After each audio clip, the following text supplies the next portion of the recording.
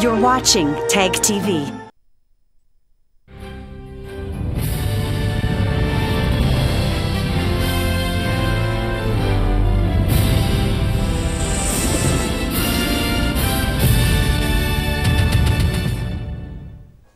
Good evening. Welcome to South Asia Newsline. I am Uzma Jafri. Here are the top stories we are tracking for you on Friday, the 4th of January.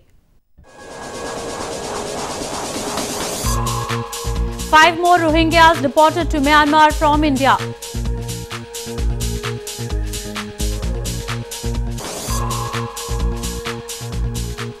Afghan poll body begins registration of presidential candidates.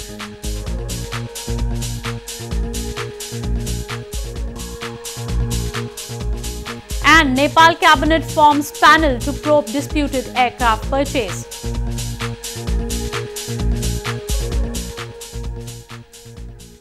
And now for all the details.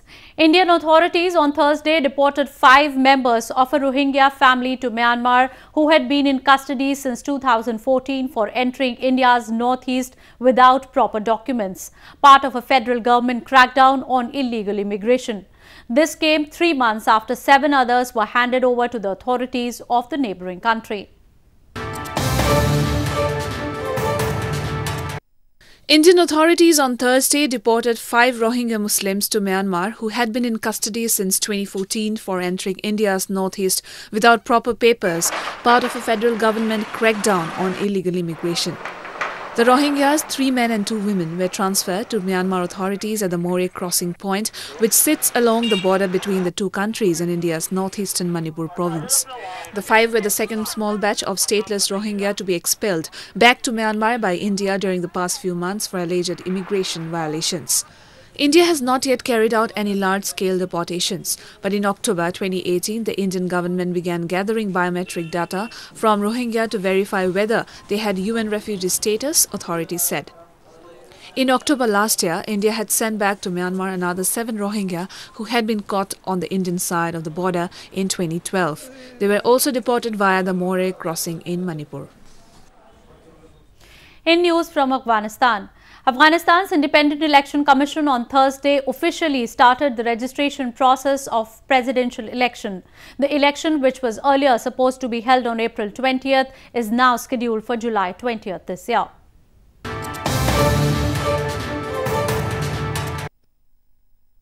Afghanistan's Independent Election Commission or IEC on Thursday officially started the registration process for the presidential election. Abdul Latif Pedram was the first presidential candidate to file nomination papers on Thursday alongside his vice president nominees to run in the July 28th presidential elections. While expressing skepticism about the capacity of the election management body to hold the elections, he called for systematic reforms to be put in place in the election commission. بدون شک برای فدرال کردن افغانستان مبارزه خواهم کرد و این اساسی ترین برنامه من است. و بعد تنظیم روابط خوب با کشورهای منطقه.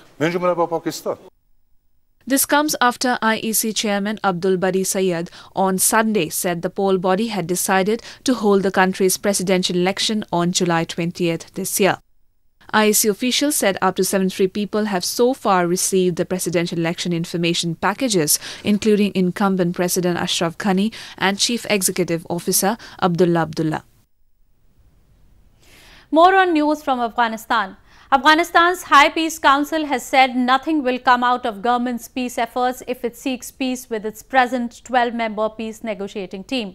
The remarks by the council came on Thursday, a day after Afghan President Ashraf Ghani's special envoy on peace announced that he will visit Pakistan in the near future to discuss consensus around peace at regional level.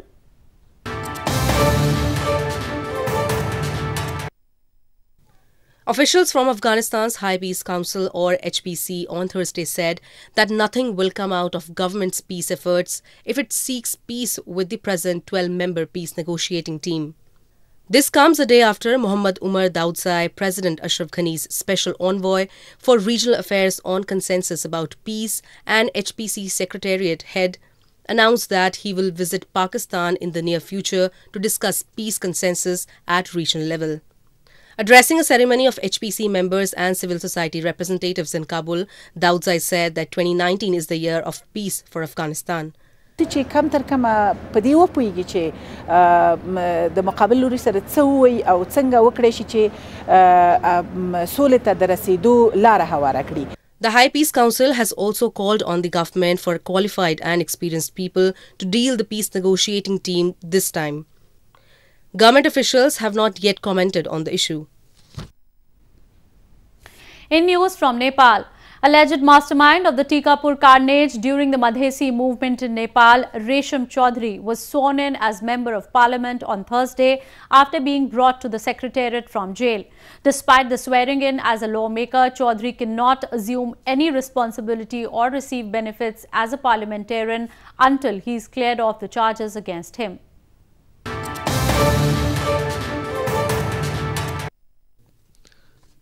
Alleged mastermind of the Tikapur carnage during the Madhesi movement in Nepal, Resham Chaudhary was sworn in as the Member of the Parliament on Thursday after being brought to the Secretariat from jail.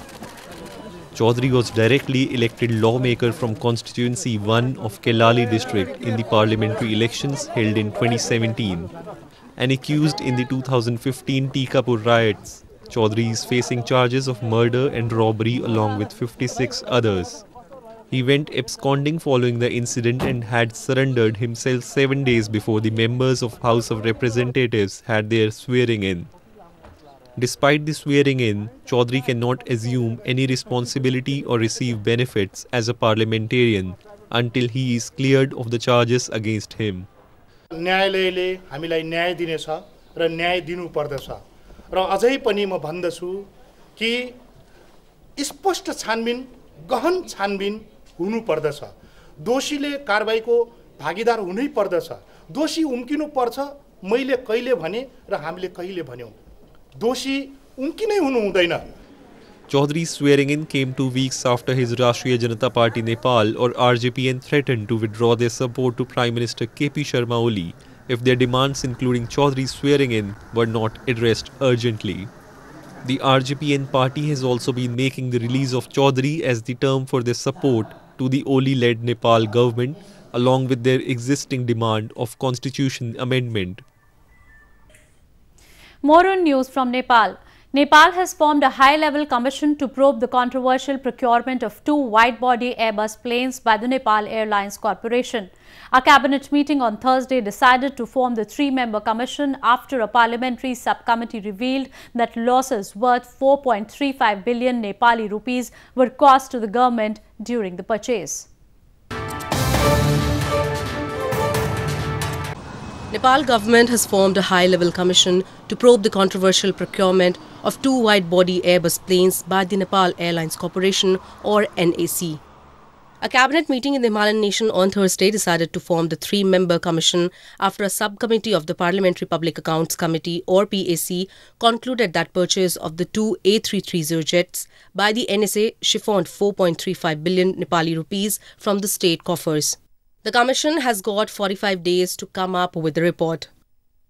A House panel report under PAC has also found Rabindra Adhikari, the incumbent Minister for Culture, Tourism and Civil Aviation, involved in irregularities during the purchase of the 2 aircrafts.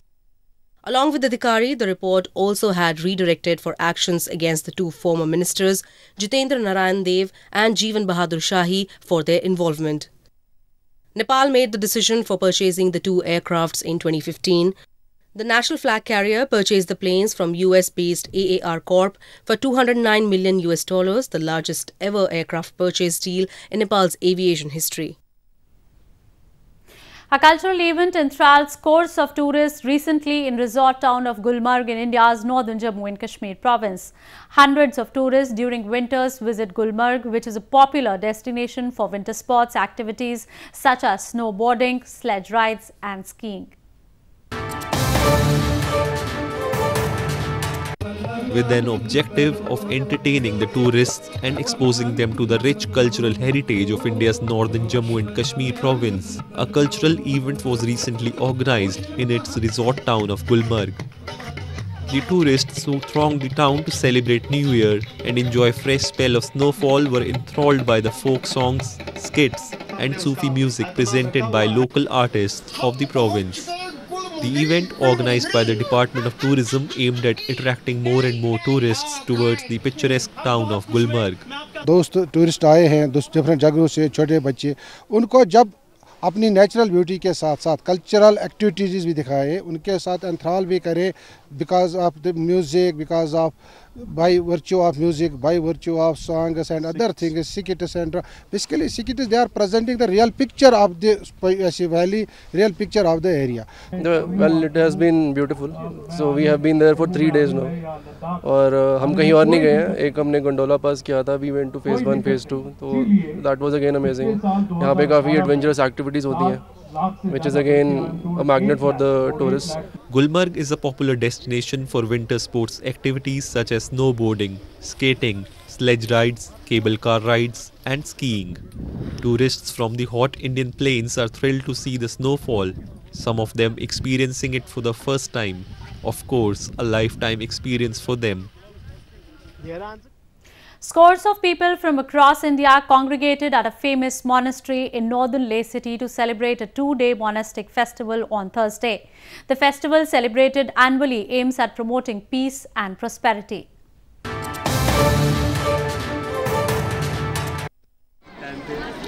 Thousands of people from across the country congregated at the famous Pitok Monastery in India's northern Leh city to witness colourful traditional dance performances and celebrate a 2-day monastic festival on Thursday. The Pitok Gastor festival saw masked dance performances by monks who spotted various veils, including that of religious deities and animals representing the guardians and protectors. The aim of the festival is to promote peace and prosperity.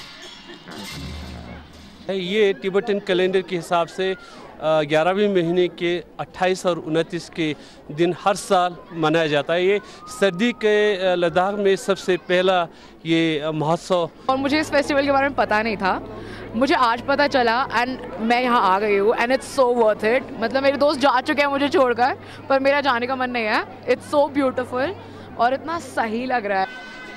Monks of several monasteries gather at the Pitok Monastery every year to participate in the festival.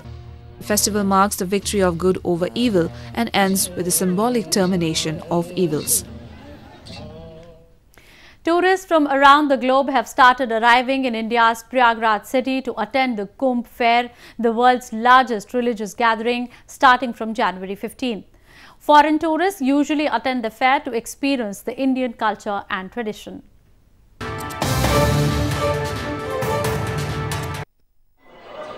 Tourists from around the world have started arriving in India's Prayagraj city for the world's largest religious gathering, the Kumbh Fair or Picture Festival. 100 strong, the grand spiritual event which traditionally takes place every 3 years in one of 4 Indian cities of Prayagraj, Haridwar, Ujjain and Nasik. Foreign tourists usually attend the fair to observe and experience the Indian culture and tradition. I got inspired because I got interested in meditation for stress release, but after some time when there's no stress anymore, you part with material possessions, you part with toxic relationships, and then there's nothing left. So you can use these practices to fill your day. इनका interest है हमारी संस्कृति को पूरी तरीके से जानना और सीखना, और जिस तरीके से सभी लोग स्नान करते हैं उस स्नान को देखकर और उसी तरीके से उसको करना. Apart from the foreign tourists, scores of Hindu seers mounted on royal chariots and elephants are also arriving in the holy city of Prayagraj for the fair. The city is expected to host over 100 million people from all over the country and abroad during the event, which is said to begin on January 15th. The Kumbh Fair, which is more than 2,000 years old, is a meeting point for Hindu seers, some of who live in forest or Himalayan caves and come out only during this period. Well, that's all we have for you from South Asia this evening. Now our viewers can watch the show on southasianewsline.com. You can also visit us on facebook.com/SAsiaNewsline and follow us on Twitter @SAsiaNewsline. That's all in tonight's edition. We will see you same time next week. Have a great weekend. Good night.